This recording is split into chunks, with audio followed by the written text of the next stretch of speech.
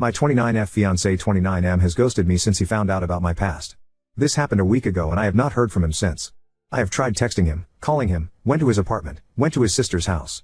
I can't find him and everybody is telling me that they haven't heard from him either. Everybody except his brother, who obviously did not get the memo like everyone else did to lie to me. He actually told me that Greg, not his real name, doesn't want to see or speak to me. A brief rundown on how we got here. We met 3 years ago at a church function. Yes, I know, Reddit hates religion, but it is what it is. I have had a very rough life when it comes to men, so I really don't engage any of them in conversation other than just briefly if I can get by with it. However, I was listening to Greg speak to a group of people about a book that I had just read, so I stood there and listened to him. After he was done talking, the group kind of hung around a little and I asked him questions about the book. He answered every single one, and the more he talked the more I was attracted to him. Now this may not sound like much, but it was the first time I was actually attracted to a guy since high school. As I said, rough experience, but suffice it to say after I left high school I got involved with a very bad crowd. I turned to drugs, and when my family finally had all they could take out of me when I was 19, they kicked me out. I don't blame them for this, by the way, because I stole from them to feed my drug addiction. They tried many times to help me, but when I stole a very large sum of money from them and spent it on heroin, they had enough. Living friend house to friend house, couch surfing for about 6 weeks, but still a junkie, I got caught stealing from them as well. I was homeless for 2 weeks, honestly lived on a park bench for a couple of days. I decided to stop RT stripping and everything that goes along with it. In other words, I was doing private parties, private dances, and yes, it quickly turned into just being paid for sex. I honestly don't even remember a lot of that time because whenever I wasn't working I was either high or working to get high. I did this for a few years. On my 23rd birthday I overdosed. I had odds several times, but not to the point of not breathing, and I stopped breathing. The paramedics honestly saved my life because they did CPR on me and brought me around. I was in the ICU for 3 days on a ventilator and I had several fours. While I was in the ICU, a preacher came by to see me. He was just a minister who goes and visits with families and patients. He came to me and he spoke to me about how life has a higher purpose. He said a whole lot more, but I won't bore you with it. Needless to say, whether it was him, me being fed up with my life, or God, I don't know, but it really moved me, and when I got out of ICU I asked them to help me get off of all of the drugs. It worked. I've been clean since the day I left and I have never had a single desire to go back to that. It wasn't easy at first, but every day got better. I got a job, I reconnected with my family, and then I met Greg. I had never been in love, not even in high school. But after going on just a few dates I was head over heels for him. On our 1-year anniversary he asked me to marry him, but with the idea that it would be a year till the wedding. I happily agreed, and it has been the best time of my life. I felt the warmth every single day of his love. But then my mom and dad and I were making wedding plans. They wanted to pay even though I told them not to, and one day while we were talking, what did Greg know about my past? They were meaning, did he know about the drugs? My mom and dad don't fully know how far I sunk. The drugs were bad enough. My mom said that if Greg never asked, then I really should just keep it to myself. That I was a different arson, and what was in the past should just stay in the past.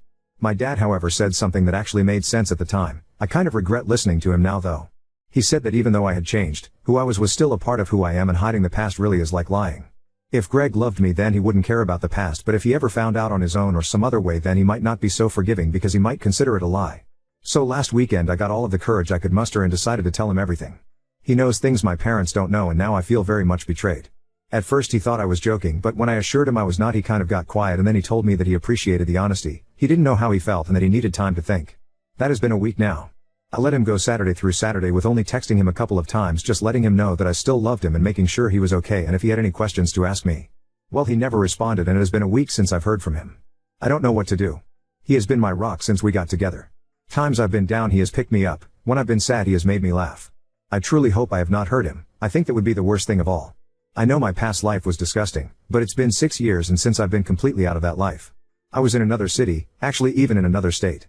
So there is no way that past life can come back to see me here.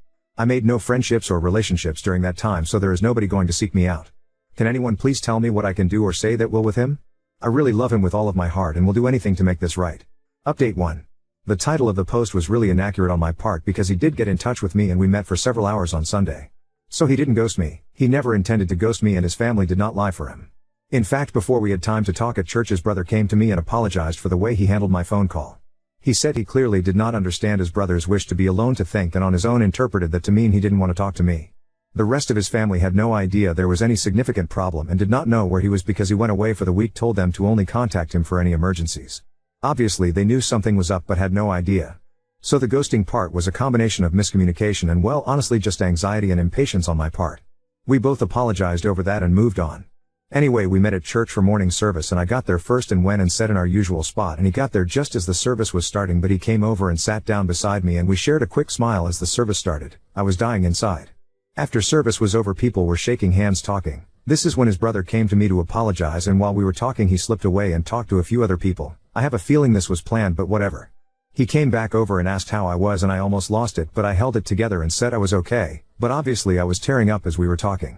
He asked if I wanted to talk now or later, and I just wanted to get it over with, because if he was going to break up with me I just wanted it to be done and over with so I could go home and start the grieving. So I just said I'm ready.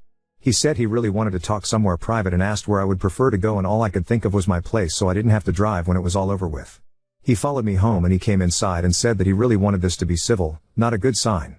By this time I was already a bundle of nerves, so I just blurted out, "Are you going to leave me?" Obviously I'm crying as I say this. What he said next left me with a lot of hope, because I really thought this was a done deal. He said that a lot of what happens going forward would depend on what I said that day with him and how much I wanted to tolerate from him. That last part really confused me, but I just was so relieved that he didn't say yes that I basically collapsed into my chair and told him that I was ready to do whatever it took. He then said that if that was the case then he would ask for two things from me, and that was honesty and patience. He started off apologizing to me for not being a better man. Well, that was all I could take, when he said that the floodgates came open. Here was this wonderful man who I basically lied to and dropped probably what I can only imagine from a man's point of view being one of the worst things you could ever tell a future spouse, and he was apologizing to me. I had to hug him and tell him not to apologize to me. He held me as I cried for a few minutes, but then tried to gather myself to listen to him. He went on to say that he had a horrible week. He said he had to come face to face with a lot of his own insecurities, jealousies and prejudices. He also said that he learned something about himself and he did not like what he learned. He said up until I told him my story that he did not realize that he was very possessive and had a jealous streak. He talked a lot about it, but I'll skip that because it was really personal, and well, this is already going to be the length of a book. He then asked me if I was willing to put up with him having some very probing questions and some very personal comments about them. Again, I said I was going to do whatever it took. So he asked the following questions. 1. Did I use protection every time? 2. Did I have any interaction with anyone sexually in the city we live in now? 3. Did I have any idea how many people I had sex with? 4. Have I been tested for any sexually transmitted diseases, and, if so, when was the last time and did I keep records of it? 5. Am I willing to be tested again and even again in the future? 6. Did I ever have sex with anyone without them being a customer? 7. What types of drugs did I take? 8. When was the last time I took drugs? 9. Do I feel any need or desire to take drugs or any other substance since this incident occurred? 10. How can I guarantee to him that I won't in the future turn back to drugs? 11. Does sex have any real meaning for me, and do I enjoy it, or is it just something I do now to be close to him? 12. How much money did I steal? 13. Did I pay back the money? 14. Have I ever stolen any money or anything else without it being for drugs? 15. How can I guarantee him that I won't steal from him in the future? This took several hours to answer because I had to often stop to compose myself, but I answered every one of his questions as honestly as I could. He often told me that I didn't have to answer them if I didn't want to and kept apologizing for asking, but he said that to go forward with anything he knew that he had to know or he just wouldn't be able to. He then listed out his concerns and asked if I really wanted to work with him on them and he would understand if I didn't want to. I said I wouldn't be here if I didn't want this. So his concerns were as follows. A. He is afraid that if times get rough in the future for whatever reason I might steal from him or his family. Honestly, I was surprised by this, as this was not something I thought would be an issue, but it was the first thing he talked about. Now, to be fair, his family owns a business. They are not rich, but they are not poor either, so I guess he's worried when he takes over I might steal. B. In his words, he has an irrational fear that once a junkie always a junkie, and he said he doesn't know how strong he is and it would kill him if we stayed together, and I sunk back into that world. C. His fear that sex would be an issue going forward. He said that he has had horrible intrusive thoughts all week. The fact that I have been with so many people and done so many different things that nothing would ever be special, and ultimately he was afraid he would become bitter because he would feel like we were just having sex for him, and that knowing that I would just be participating would really make his desire to have sex with me drop significantly. Again, I listened to him and answered every concern, to what I could. He said he knew a lot of this was nothing I could ever really guarantee, but he just had to talk about it. I told him that I understood and I had already suspected some of this would come up. As I said, we spent several hours going over this stuff. We had to take a couple of breaks so that way our emotions would not get the better of us. He really went through the range of emotions himself, but I knew I had to let him if I wanted this to work. He told me he was willing to stay and try to make this work because he really loved me. Obviously my heart leapt at this and I cried again. You would think with everything I've been through I would be tougher than this. But he said that he did not feel like we could go through with the wedding as scheduled, and that in all honesty he would like to end our engagement and stay dating, exclusive of course, for a while. He said in all honesty he felt like while he believes me and feels like he knows me, he wants to take the time to look at this from a new perspective. This is where the part about feeling like he didn't really know me come in. I took off my ring to give it to him, and for the first time he broke down and cried. He told me to put it back on and that he just wants to postpone the wedding, not end the engagement. I told him we could do whatever he thought we had to do. He said we are just going to tell people we are going to postpone the date due to scheduling conflicts and we would let them know a new date. Then we had to decide what we were going to be telling family. He said from his side of the family that he is going to tell them that he was feeling pressured at work and that he got upset over a misunderstanding about time away. I told him that I would say whatever he wanted. He said it was best to not tell anyone else about my past except for our minister, who we are going to start going to couples counseling with. We both agreed to this. As to my family, well, this is where the one problem we had that day came up. He just assumed my family knew. I told him they only know about the drugs and stealing. He said that he thought my parents should know because they are paying for the wedding and it will cause some problems canceling events and stuff, and he did not want them to think this was just because I used drugs years ago. It wasn't a deal breaker for him, he said, but it was something he felt was right but would abide by whatever I thought was best. I really do not want to tell my parents. What I did was bad enough, stealing and doing drugs, but if they knew I stripped and prostituted myself, I don't think I could ever look them in the eye again, and they have been so wonderful to me since I've come back. So in conclusion, this ended better than I ever dreamed possible. Yes, I know he has a diminished view of me. He really was upset that I waited so long to tell him, but I had to know that this was inevitable, and he said once he gets over the initial shock he will try his best to never bring it up again. He truly is a wonderful man, and I am so very lucky that God put him in my life. Secondly, to answer this here. If I wanted to stay with him, I had to let him ask me those questions. He gave me every opportunity to shut it down, and even several times while we were talking he asked if I wanted him to stop. He was hurting, by his own words, from his own insecurities. Update 2. When last I left off, he had asked me to tell my parents because he was afraid that they would think he was being overly critical of a previous drug habit. But he also told me that he wouldn't make that a deal breaker, he just thought it would be a good idea. Well, after thinking about it more, I just felt like I did not want to have to tell my parents that part of my life. I believed with all of my heart that they would have supported me, but I just did not want to go through all of the emotions of telling them. I explained it to him and he was fine with it. Said that he respected my thoughts on it and would never say a word to them. I decided on my own to tell them that we were postponing the wedding. I told them that after we had talked that he wanted to stay together and that he just wanted more time to think about things. I thought that this was best as I didn't want him to be there to have to explain anything, because if something would have come up I did not want him to feel trapped. I told them. They were disappointed obviously, but they understood. He had given me money to give them to pay back their deposits, but they said that they did not want it and for us to keep the money. I thought that was the end of it. Was I ever wrong?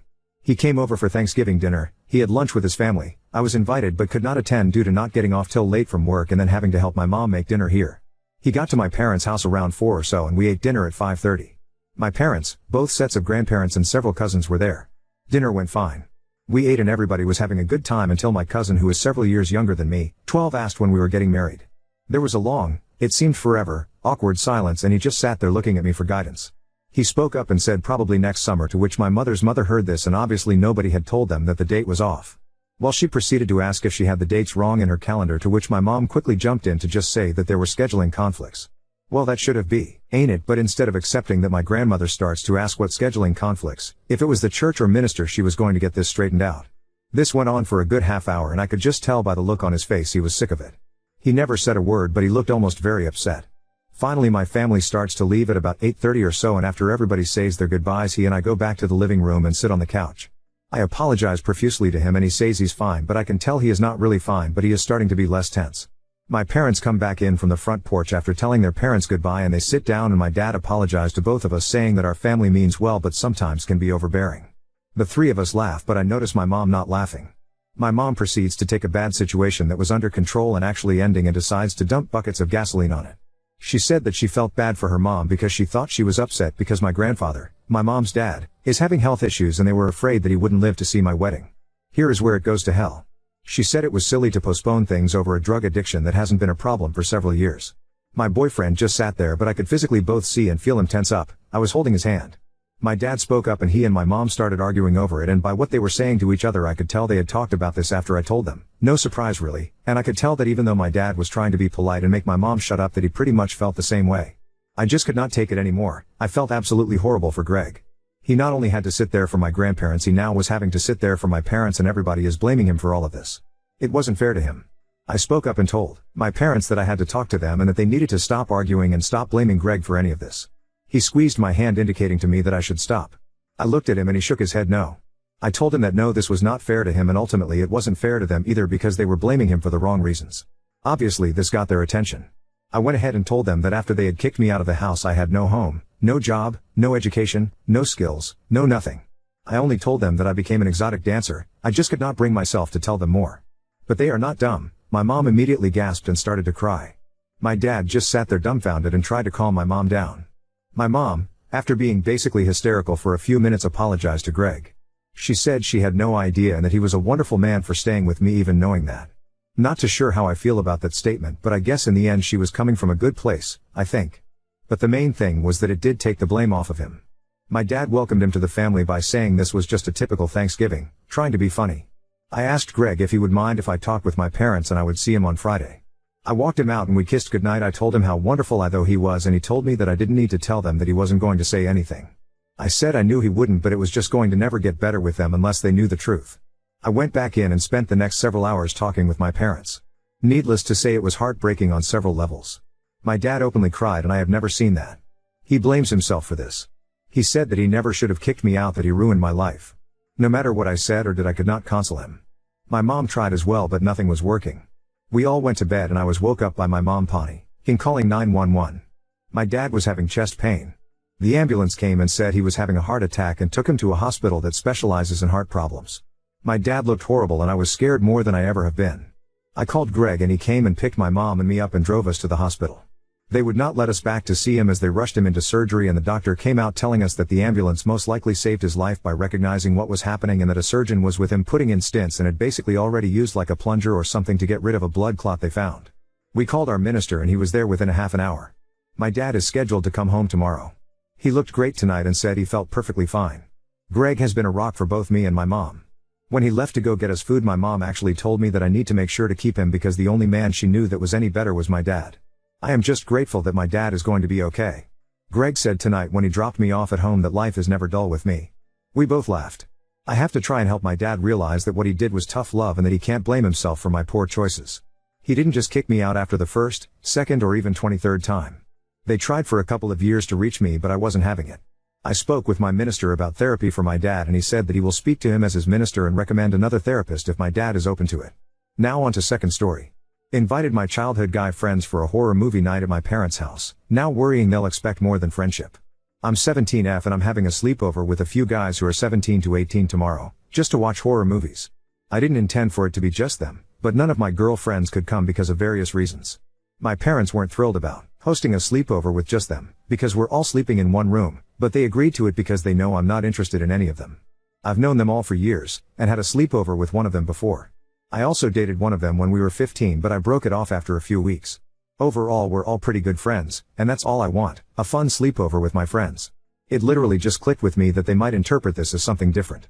Will they? I know Reddit is male dominated, so tell me if you were one of those guys, would you expect anything else to happen? Should I clarify with them beforehand that it's just a sleepover, or am I overreacting? Edit for additional details. As of right now, 2 of us will take the couch, 1 takes the recliner, and 1 sleeps on the floor. I will probably take the recliner. The room isn't my bedroom, it's the sitting room and it's very close to my parents' bedrooms. If I feel uncomfortable I will leave them to sleep there and I'll sleep in my bedroom. Also, what I mentioned about last sleepover was like 2 minutes of very tame drunk messing around with one of the guys, but I changed my mind and he stopped and we both agreed to move on the next day because we're chill like that. He is very respectful and I've known him since I was a kid, honest to God I trust him more than my brother. Edit 2 for a little more additional detail, there will be no alcohol or drugs involved at all. I also should mention that the other guys are all also autistic or similarly neurodivergent. I'm not going to get taken advantage of intellectually, and the notion that I would be is a little insulting. Update 1. Hey, here's an update about the sleepover for those who wanted it. It just ended, everyone's left now. So, fortunately for anyone who was genuinely concerned for me, 2 girls ended up coming. It was a last-minute decision, so they were a few hours late, but even without them there I somehow survived. Overall, it was a great night. We watched a good few absolutely horrific movies. We ate a bunch of shit and laughed obnoxiously loud and snuck out of the house for a midnight walk. There was no drugs or alcohol involved apart from vapes because some of my friends are addicted. And most importantly for some of y'all, I slept in my room. It was more for convenience than anything, and also because the 2 girls wanted to sleep up there and I didn't want anyone sleeping in my room without me present. I'm kind of glad I did because the sitting room absolutely stank this morning. I did doze off in the sitting room with just the guys there while the girls were already sleeping in my room, but they just woke me up and made me finish watching the movie with them because they're assholes. I'm confident that it would have went fine even if it had been just me and those guys. They're chill. Thanks to everyone who left kind and reassuring comments. I was only ever a bit nervous that the vibe would be weird, but it wasn't. Smile. I'm not even going to address the wide variety of other comments I got, but rest assured I stopped reading them after I started getting threatening DMs. Lamau. Love this website.